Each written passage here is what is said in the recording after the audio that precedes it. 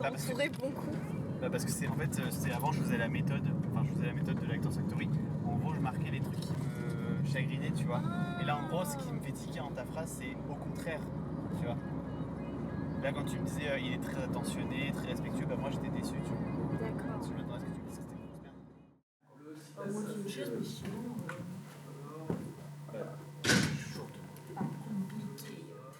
Donc Red Flag, c'est l'histoire de Simon et Héloïse. L'histoire a été écrite à partir du violentomètre.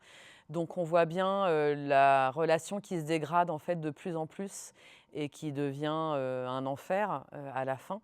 Et on voit bien que c'est insidieux, qu'il y a des petites choses au départ dont Héloïse ne se méfie pas trop et qui finalement prennent une ampleur terrible à la fin. Et donc, c'est pour montrer que c'est dès le début qu'il faut faire attention aux red flags, aux petites alarmes qui s'allument dans nos têtes. Je vois qu'il y a un problème là. Oh! Regarde, là on discute et t'as ton air détaché, genre j'en ai rien à foutre. Mais c'est bon, je vais me coucher, là je suis fatiguée. Mais non, mais attends, mais c'est bon. Arrête, tu me fais mal! C'est bon, on va pas s'engueuler pour ça, n'importe quoi. Putain, c'est toi que j'aime, le plus important c'est toi, j'en ai rien à foutre de tes potes. On n'est pas obligé de les voir.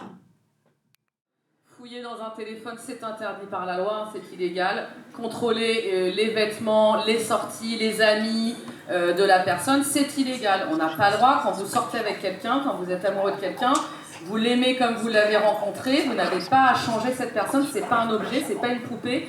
Et donc tout ça, c'est interdit. Même les vêtements.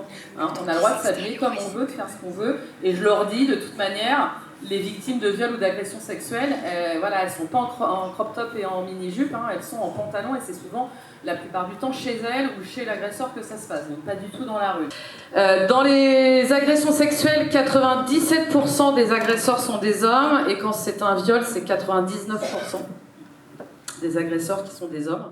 On est prêt pour recueillir la parole des victimes, dans le sens où on a été formé pour ça, mais uniquement pour recueillir une première parole. Donc le but, c'est vraiment d'écouter, de dire à la personne qu'elle est courageuse de parler, qu'elle a eu raison, que c'est pas de sa faute, et après d'orienter. Donc si la personne est mineure, de toute manière, nous, on doit faire un signalement, c'est une obligation citoyenne, hein. On doit faire un signalement et nous mettre en lien avec l'établissement scolaire si c'est fait dans un établissement. Et après, il n'est pas question de soigner les personnes, de s'en occuper ensuite. C'est vraiment le recueil de la première parole et après orienter la victime vers des structures qui sont habilitées à prendre en charge ces personnes, à les soigner et puis peut-être avoir un parcours ensuite juridique. Si ces personnes sont majeures et si elles sont mineures, voilà, signaler et faire le lien avec les personnes responsables. Ceux qui arrivent à 10h. Non, mais juste, tu vois, par exemple, juste au lieu de me parler comme ça, que tu vois que tu sois un peu plus proche comme ça et qu'après tu me chopes pour te rapprocher. Parce que vraiment, en fait, les gens qui me parlent à 2 cm du visage, c'est un peu ça. Ou sinon, et s'ils parlent comme ça. Attends, tu peux revenir. D'ailleurs, j'adore sa nouvelle robe. Salut. Ok. Ou un petit regard. D'ailleurs, j'adore sa nouvelle robe. Salut.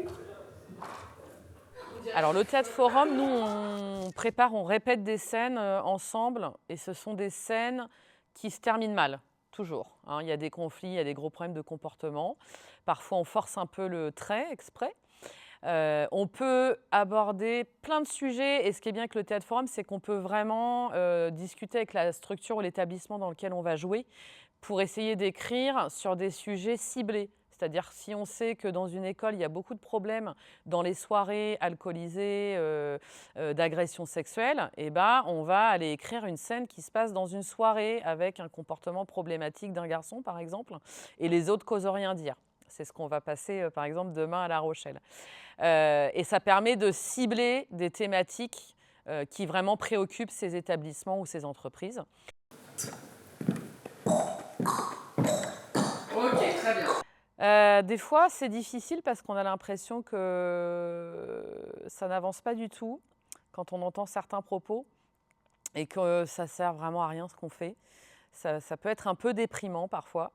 Et puis finalement, on va faire une séance où il y a une victime qui va venir nous voir ou un élève qui va nous dire que vraiment ce qu'on fait, c'est hyper utile, ou une école qui va nous dire: «J'ai eu 15 signalements après votre passage